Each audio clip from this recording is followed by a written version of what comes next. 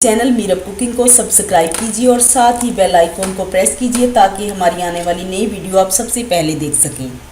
अस्सलाम वालेकुम, मीरब कुकिंग में वेलकम। आज हम मीरब कुकिंग में बना रहे हैं तवा फिश। इसके लिए जिन चीज़ों की ज़रूरत है वो मैं आपको बता देती हूँ। मैंने ली है 4 फिश। इस साइज़ की है, ना ज़्यादा बड़ी है ना ही ज़्यादा बहुत छोटी है।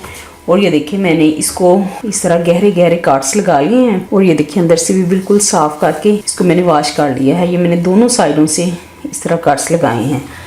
सारी फिश को इसी तरह साफ़ किया है और ये देखिए गहरे गहरे काट्स मैंने दोनों साइड से लगा लिए हैं। ये मेरे पास 4 हैं। अब इसके लिए मैं सबसे पहले मैंने एक बोल लिया है। ये मेरे पास है जिंजर और गार्लिक जो मैंने क्रश की है और इसमें मैंने 3 अदद मैंने ग्रीन चिली डाली है।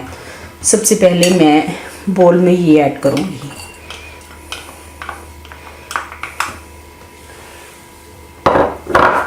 बहुत ही मज़े की ये फ़िश बनती हैं और बहुत जल्दी बन जाती हैं। हाँ जी, अब मैं इसके अंदर ऐड करूँगी 1 टेबलस्पून साल्ट और 1 टेबलस्पून ही मैं डालूँगी रेड चिली, ग्राइंड है ये, और 1 टेबलस्पून मैं डालूँगी रेड चिली फ्लेक्स, क्रश की हुई है ये, और 1 टेबलस्पून हल्दी और 1 टेबलस्पून ये मिक्स गरम मसाला है वो मैं ऐड करूँगी, और 1 टेबलस्पून ज़ीरा, 1 टेबलस्पून अजवाइन, और ये थोड़ी सी मैं इसके अंदर ऐड कर रही हूँ ब्लैक पेपर, क्योंकि हमने ग्रीन चिली भी डाली है और रेड भी डाली है। अब मैं बस थोड़ी सी टेस्ट के लिए डाल रही हूँ। अब हम इसके अंदर ऐड करेंगे लेमन जूस को। ये कह लें कि मैं 4 टेबलस्पून इसके अंदर मैं ऐड कर रही हूँ। ये देखिए बस काफ़ी है, ये 4 टेबलस्पून मैंने इसके अंदर डाला है। अब मैं इसको ज़रा मिक्स करती हूँ। पानी यूज़ नहीं करना, सिर्फ लेमन जूस ही मैंने इसके अंदर ऐड किया है। और अब मैं इसके अंदर ऐड करूँगी ऑलिव ऑयल मैं यूज़ कर रही हूँ। आप अपनी पसंद से जो भी ऑयल यूज़ करते हैं, तकरीबन 4 टेबलस्पून, क्योंकि मैं जब इसको तवे के ऊपर डालूँगी बहुत कम ऑयल में मैं इसको फ्राई करूँगी। काफ़ी है इतना, 4 टेबलस्पून मैंने डाला है। ये देखिए इस तरह इसको अच्छी तरह मिक्स कर लें। बहुत प्यारी स्मेल आ रही है। इसको लगा के तकरीबन 10 मिनट के लिए आप मैरिनेट करें। ज़्यादा देर तक मैरिनेट करने की ज़रूरत नहीं है, क्योंकि फ़िश जो है बहुत जल्दी गल जाती है। ये देखिए ये बस मिक्स हो गया है। हाँ जी, ये देखिए कितना अच्छी तरह ये मिक्स हो चुका है। एक चीज़ जो मैं बता रही हूँ कि कसूरी मेथी, ये ऑप्शनल है। अगर आप इसका टेस्ट पसंद करते हैं तो आप इसको डालिएगा। मुझे इसका टेस्ट बहुत अच्छा लगता है, बहुत प्यारी इसकी स्मेल आती है। तो तकरीबन कह लें कि 2 टेबलस्पून मैंने इसके अंदर ऐड की है। अगर आप पसंद करते हैं तो डालें, अदरवाइज कोई ज़्यादा ज़रूरी भी नहीं है। इसकी स्मेल बड़ी प्यारी आती है। ये देखें अब ये अच्छी तरह मिक्स हो चुकी है। अब हम लगाना स्टार्ट करते हैं। ये देखिए इस तरह पकड़ें फिश को। जो हमने काट्स लगाए हैं इनमें अच्छी तरह तमाम काट्स में लगाते जाएं। इस तरह फिश को पकड़ें ताकि जो काट्स हैं वो अच्छी तरह खुल जाएं इस तरह। और ये इसके अंदर भी, अब इस साइड से भी ऐसे पकड़ेंगे ना तो फिर इसके जो काट्स हैं ना वो अच्छी तरह उनमें पेस्ट हो जाएगी। ये देखिए मैंने तमाम फिश को अंदर से भी दोनों साइडों से अच्छी तरह लगा के इस तरह हम रखते जाते हैं। इसी तरह दूसरी फिश को भी सिर्फ इसको लगा के 10 मिनट रखें, काफ़ी है। फ्रिज में रख दें, बेशक नॉर्मल टेम्परेचर पर ये रखें कि इसके अंदर भी और अब दूसरी साइड पे भी तमाम जो मसाले का टेस्ट है वो इसके अंदर आ जाएगा तमाम काट्स में। इसके अंदर मैंने ऑयल भी लगाया है। जब हम फ्राई करेंगे तो ज़्यादा ऑयल की हमें ज़रूरत नहीं होगी। ये देखें इस तरह। हाँ जी, ये देखिए फ़िश को मैंने मसाला लगा के तकरीबन 10 मिनट के लिए रख दिया है। 10 मिनट हो चुके हैं। अब हम इसको फ्राई करते हैं।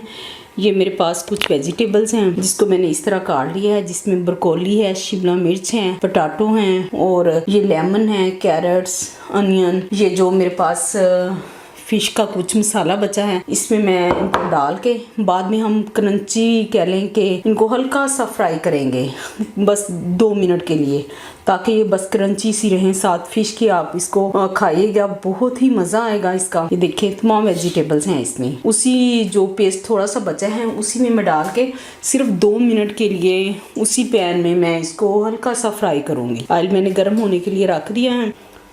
हाँ जी, देखिए मैंने तकरीबन कह लें कि 4 से 5 टेबलस्पून मैंने ऑलिव ऑयल यूज़ किया है। हम इसको डीप फ्राई नहीं कर रहे, क्योंकि ना तो मैंने इसके अंदर कोई कॉर्नफ्लावर, बेसन या एग वगैरह मैंने यूज़ नहीं किया। हम इसको बहुत ही कम ऑयल में इसको फ्राई करेंगे, क्योंकि ऑयल हमने इसके अंदर भी डाला है। इस तरह करके एक एक फिश को हम इसके अंदर रखते जाएंगे।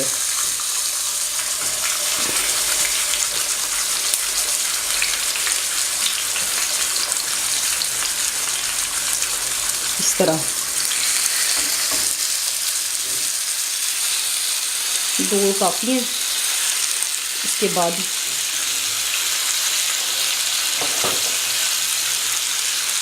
जब एक साइड से अच्छी तरह हो जाएंगी फिर मैं इनकी साइड चेंज कर देती हूँ।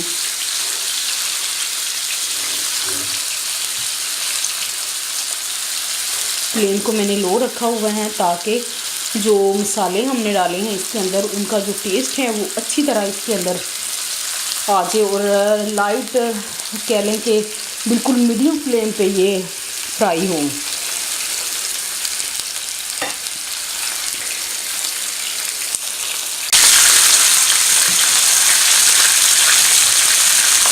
हाँ जी, ये देखिए फ़िश हमारी फ्राई हो रही है। जब एक साइड से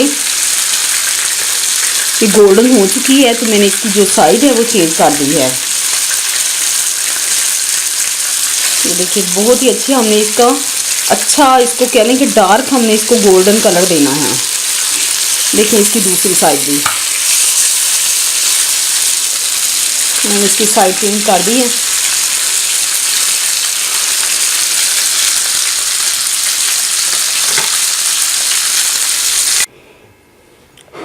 फ़िश हमारी जो है वो फ्राई हो चुकी है। ये देखिए कितना प्यारा उसका गोल्डन कलर आया है। अब ये जो वेजिटेबल है मेरे पास, ये जो मसाला बचा हुआ था मेरे पास फ़िश का ही, इसी में मैं इनको डालूँगी। डाल के उसी पैन के अंदर बस हल्का सा हम इनको फ्राई करेंगे सिर्फ 2 मिनट के लिए इस तरह, ताकि तमाम वो वेजिटेबल्स को अच्छी तरह इस तरह उसी पैन में ये देखिए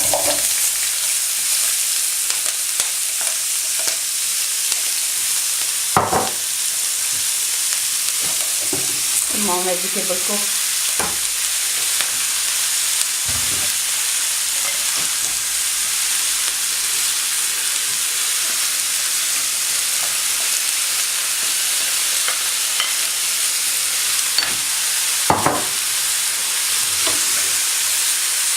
हल्का सा उसके अंदर ऑयल था।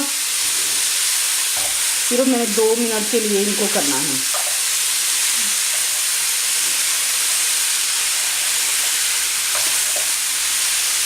ऐसे सिर्फ इसमें ये जो पोटैटो है ना, इनको मैंने बॉईल किया हुआ है। बाकी सारी जो वेजिटेबल हैं वो कच्ची हैं, रॉ फॉर्म में ही हैं, क्योंकि जो हमने फ़िश को मसाला लगाया है उसमें तमाम चीज़ें ऐड थी। सिर्फ 2 से 3 मिनट के लिए, कोई चीज़ भी नहीं, बस वो लगानी इनको।